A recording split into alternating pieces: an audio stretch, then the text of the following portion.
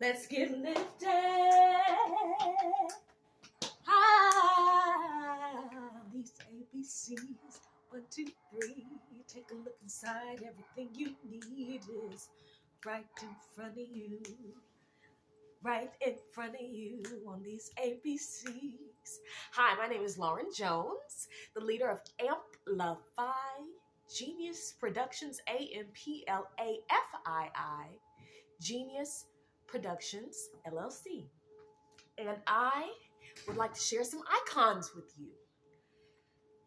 The first one is Charlayne Hunter-Gault, who went to the school that I went to, the University of Georgia. Charlayne Hunter-Gault was born in 1942. She first made the news not as an award-winning journalist, which she ended up being, but as one of the first 2 African-American students to integrate the University of Georgia. After a 2-year legal battle, she entered in 1961. A brick was hurled through her window during a riot protesting desegregation.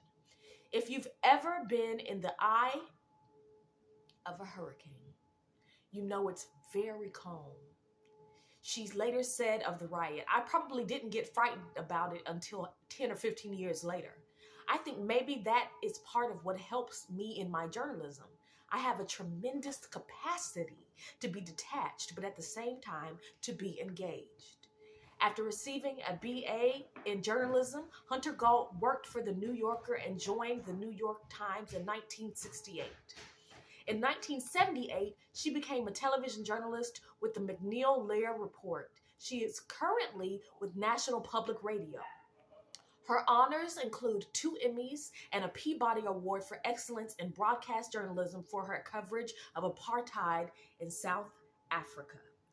That's just some of what she's done. Charlayne Hunter-Gault. All right.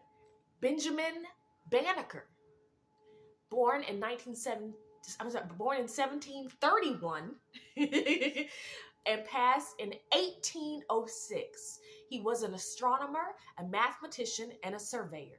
Benjamin Banneker spent his entire life on his father's farm in Baltimore County, Maryland, as they say, Maryland.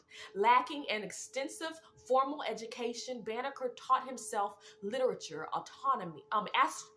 astronomy, history, and mathematics. He compiled his first ephemeris in 1791, which gave positions of the sun, moon, and planets for each day of the year, solar and lunar eclipses, tide tables, and more of the like.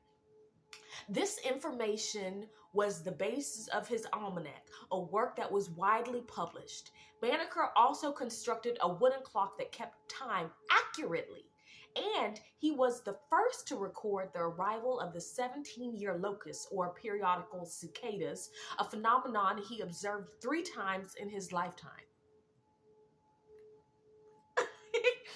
In 1791, Banneker was recruited to assist in the survey of federal land for a new national capital city, Washington, D.C. Although his name appears on none of the contemporary documents relating to its planning and surveying, Banneker played an important role in the layout and design of the city. This is a portrait of Banneker, courtesy of the Library of Congress knowledge cards. All right. And we have 2 more. Norma Merrick-Sklarek. Norma Merrick-Sklarek. Her birth date is April 15th, 1926. She passed February 6th, 2012.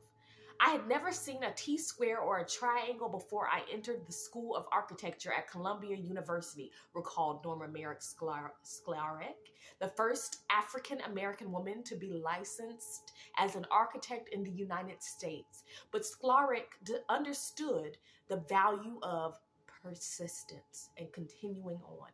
I found throughout my experiences that if something is very tough initially, After I work at it, I not only catch up, but move on ahead. In a field and at a time of discrimination against both women and blacks, Sklarek set a standard for excellence. A principal or partner in several distinguished firms, she was the first black woman to be honored as a fellow of the American Institute of Architects in 1966. Her major projects include the U.S. Embassy in Tokyo and Terminal 1 at the Los Angeles International Airport, and she has taught and lectured at architecture schools throughout the United States. Sklarek continues to serve as an architectural consultant. She's happy, she said at one point, to be a role model for others that follow. Her parents were from Trinidad. Sklarek. All right, last one. Aretha Franklin, one of my favorite singers. Born March 25th, passed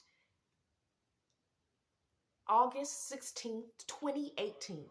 When Aretha Franklin sang Respect in 1967, she mesmerized a generation with a voice and style that penetrated to the heart of what it meant to be Black and a woman in America.